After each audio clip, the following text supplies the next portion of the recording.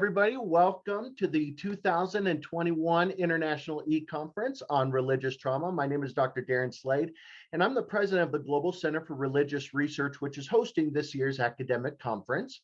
Now, one of the great things about GCRR is that you're being joined by students, scholars, and specialists from all over the world, right from the comfort and safety of your own home.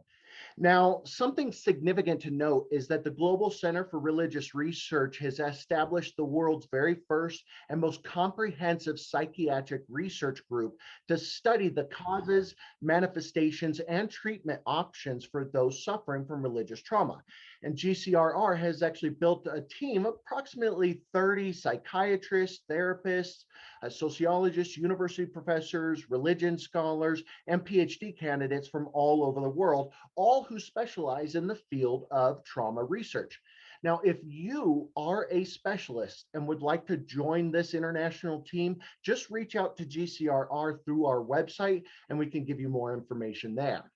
But we do have to address one big problem, and that is in order for victims of religious trauma to receive help, we need to arrive at a place in our culture where religious trauma is accepted as a real condition.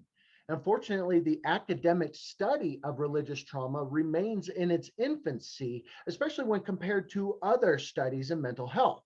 And sadly, this means that there really are no exhaustive empirical studies to support what we've all experienced in the tens of thousands, which is that religious trauma exists and that it is a chronic problem within many religions. And as it stands, really only anecdotal case studies have been published so far, but nothing substantially empirical to actually prove it exists. So GCRR is intending to correct this gap of knowledge, and we would like to get your help with this. So we just recently set up a GoFundMe page in order to crowdsource the world's very first comprehensive empirical study on religious trauma. We want to conduct a massive sociological study on those traumatized by religion in the hopes of providing the foundational data necessary to educate and hopefully prevent religious trauma from occurring in the future.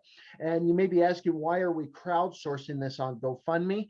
The sad fact is that all federal funding for mental health research has come to a screeching halt. And so we have to turn to the public for help right now. So rest assured, any and all donations that you give to this would go exclusively just to funding this study, and any amount that you could give would be extremely helpful. All you have to do is go to gofundme.com and then look for the religious trauma sociological study.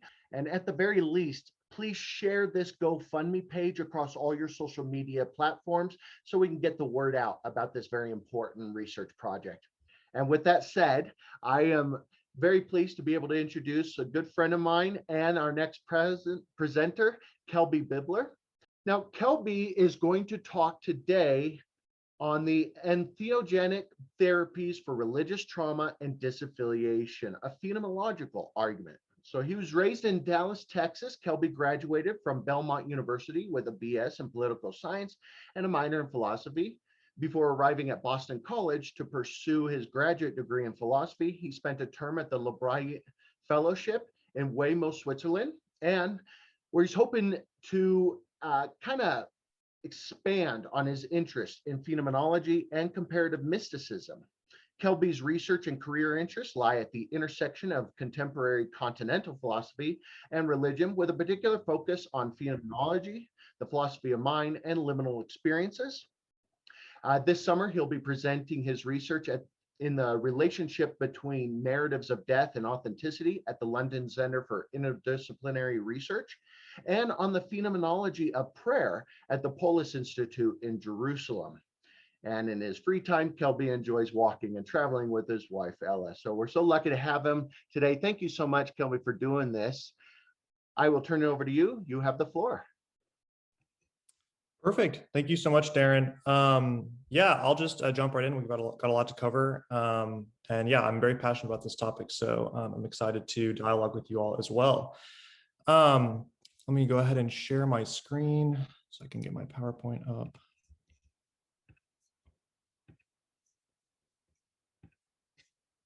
All right. I think that should be good. Alrighty, so as you can see, and as Darren noted, we are going to be talking today about the entheogenic therapies for trauma and religious trauma and disaffiliation. And I'm going to be focusing on particularly a phenomenological argument regarding that, which I'll get into in a minute. First of all, by way of introduction, the term entheogen was coined in 1979 as a combination of the two Greek words entheos, which means full of gods, and genesthai, which means to come into being. It was devised as a replacement for the stigmatized term psychedelic or hallucinogenic, and it took hold mostly in religious discussions because of its overtly religious themes and overtly theological referent. But just because the term was invented in 1979, and maybe the term psychedelic and hallucinogen refer, in your mind to the 50s and the 60s, this is by no means a new phenomenon. Entheogens are not new at all. Actually, entheogens have been used for by varying degrees of documentation for millennia. The peyote cactus seen here has an archaeological and anthropological footprint of roughly 10,000 years. They found archaeological data, fossilized records of peyote cactus use, particularly in South America. Ancient art also depicts this like human to plant relationship as well. Temple slabs in the Andes dating back to 1300 BC depict the Huachuma cactus, also known as the San Pedro cactus, which contains the psychoactive component mescaline. And Algerian cave paintings from between 5000 and 7000 BC display forms of ceremonial mushroom use as well. While this doesn't necessarily note the psychoactive or intoxicating effects, it does inspire questions regarding religious use of psychoactive plants and inspires questions of modern use as well. In his 2020 book, The Immortality Key, The Secret of the History with No Name, Brian Murarescu traces the history of psychoactive use in the Western culture, predominantly in Greece and in Italy, focusing particularly on the Roman Catholic Church and the use and suppression thereof. His investigation allows him to conclude that not only is there evidence of psychedelic beer and wine at the heart of Greek and Christian mysteries, but also evidence of suppression by religious authorities. Moving beyond just the ancients, though, there is entheogenic use in the medieval era, which is mostly pronounced by pre-colonial usage and denunciation by the Roman Catholic Church. In 1620, the Catholic Church declared that plants for the use of divinization was an act of superstition opposed to the purity and integrity of the Holy Catholic faith.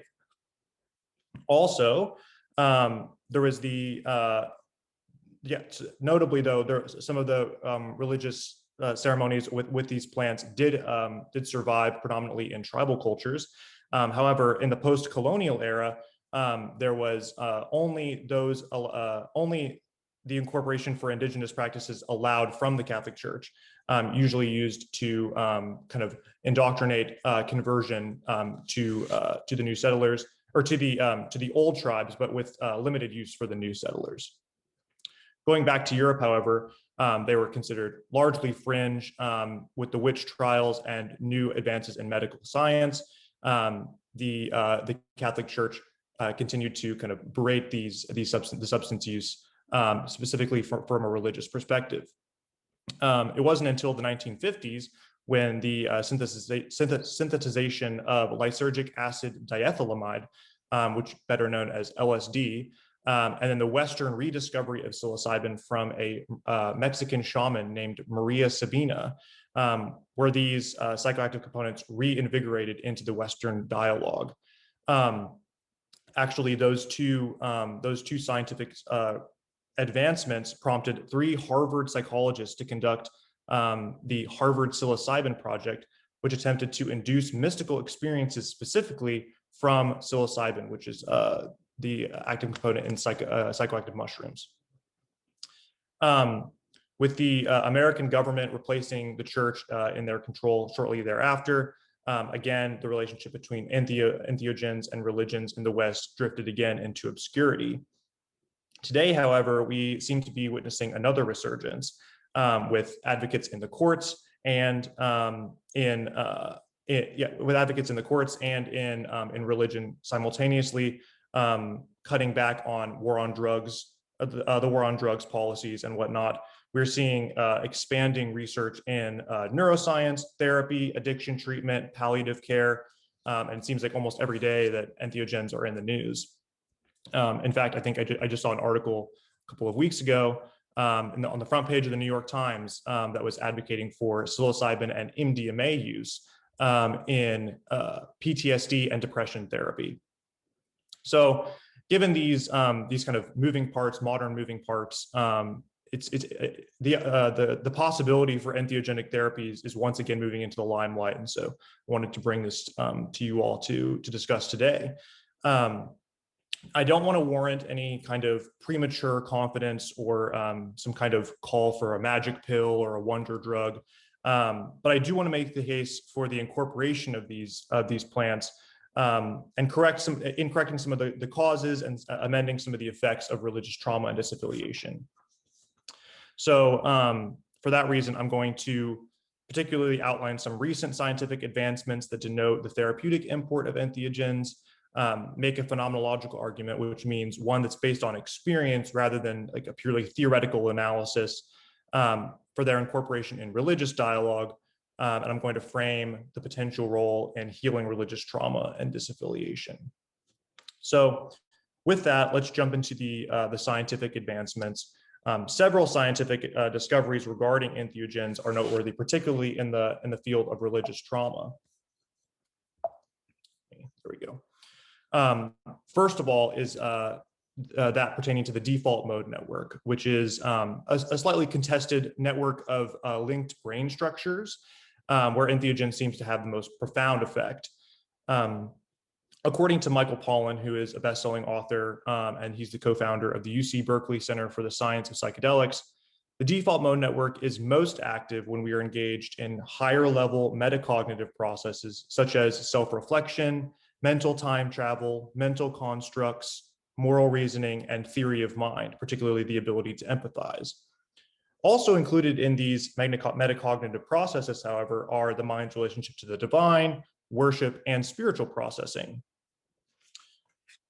Affecting the default mode network seemingly flattens the use of the brain's energy landscape and enables breakthrough in circular thinking that defines adult consciousness. So this graph you see on the board is from a study where they investigated those little dots around the circle are different regions of the brain, and the paths connecting them are the ways that they're interacting.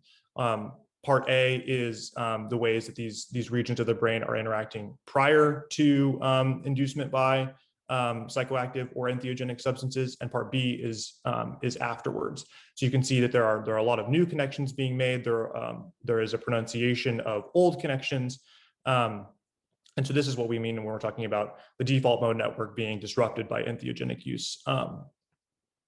So the citing child psychologist Alison Gopnik and Robin Carhart Harris, who is a prominent researcher in contemporary entheogenic use therapy, Pollan says that the disruption of the default mode network is like a return to the childlike lantern thinking.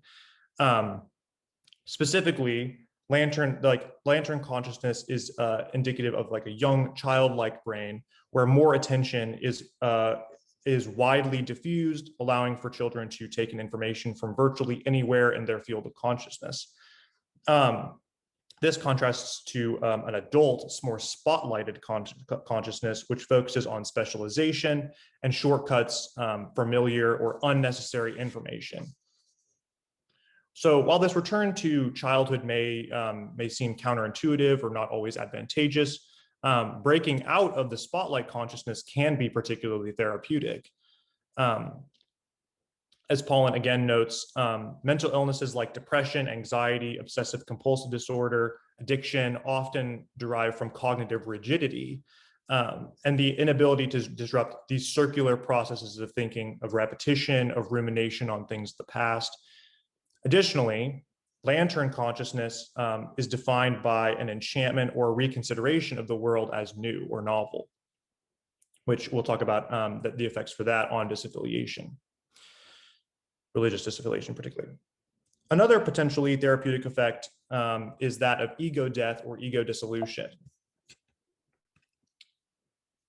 often described as the prototypical effect of a bad trip, the thing which frightens people from taking the plunge into entheogenic experiences. Ego dissolution is the psychological state whereby the ego temporarily vanishes and the usual boundaries we experience between the self and the world, between subject and object, seem to melt away. In other words, it's the experience of non-dualism, with the most fundamental duality, that between myself and something else, or that between myself and the world, primarily affected. Well, this again may seem therapeutically counterintuitive. You may ask, how can I treat someone? How can I help someone who has already lost their sense of some-oneness, or their sense of self? It seems that the phenomenological results point in a different direction. Paulin again writes, it may be that the loss of self leads to a gain in meaning, and the therapeutic benefits of dampening a person's processes of self-reference make way for a greater brain connectivity and more meaning in the brain as well. Specifically for patients struggling with debilitating depression, with chronic anxiety, or various kinds of fear, the ability to recognize meaning outside but not inaccessible from their own situation can act as a light at the end of the tunnel. And so in this way, a lot of ego dissolution can be therapeutic.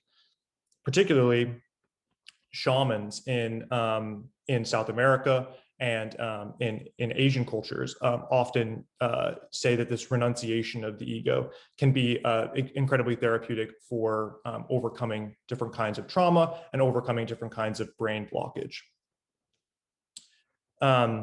Returning to the religious conversation, as Brian Murarescu, who we referenced earlier, puts it, through ego death is the stated goal of every mystic and saint who ever tried to put the world's religions to the ultimate test, to psychologically maim the ego, even for a brief instant, in order to be initiated into the understanding of what lies beneath all the thoughts, feelings, and memories that have gone into a lifetime construction of our false, or at the very least, incomplete sense of self. So it seems that in their ability to pull the user out of a solipsistic perspective, or in the construction of the world that rests entirely on ego validation, entheogens thrust open these doors of humility or anticipation.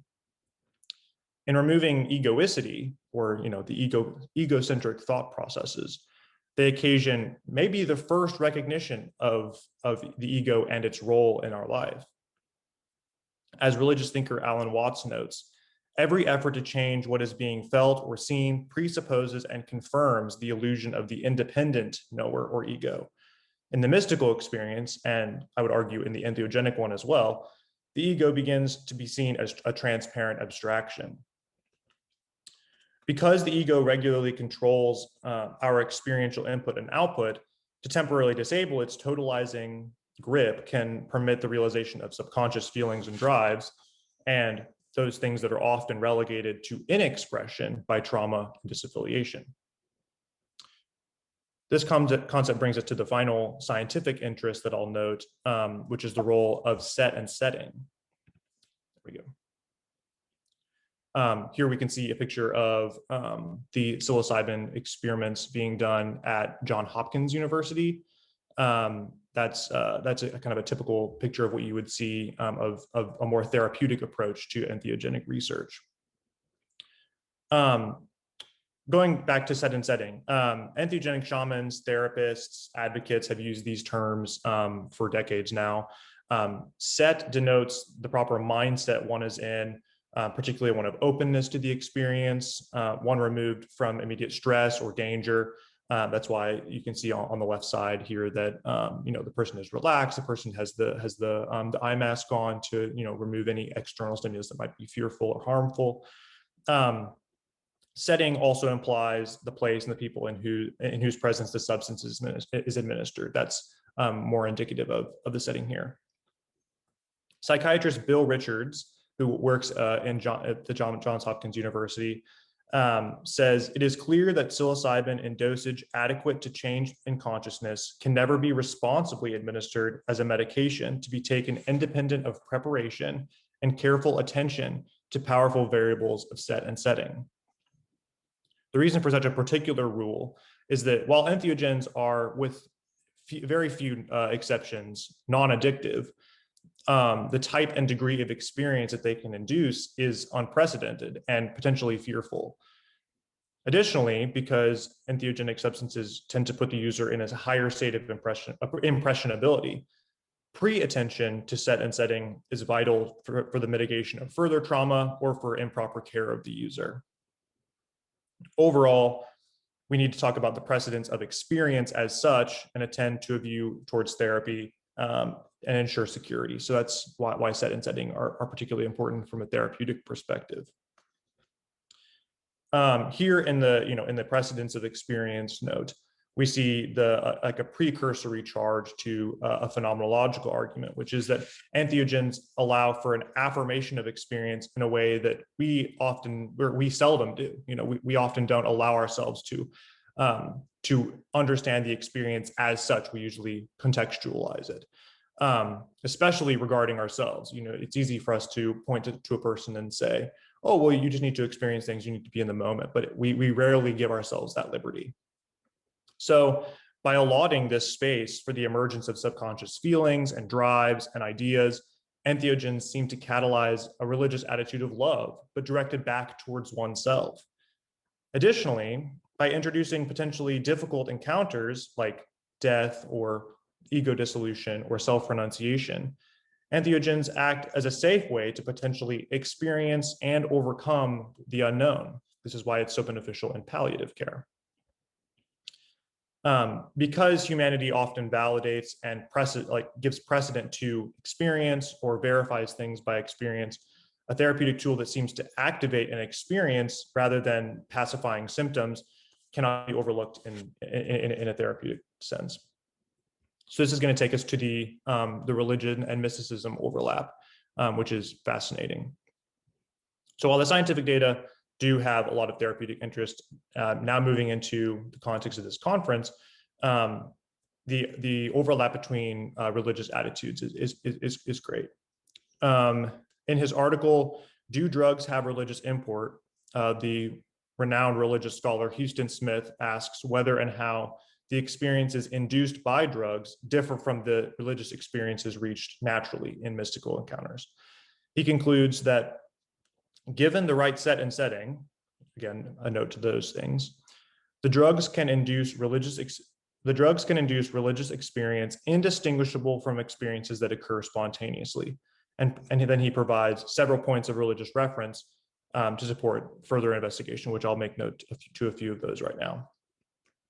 First, he notes how biblical accounts particularly compare the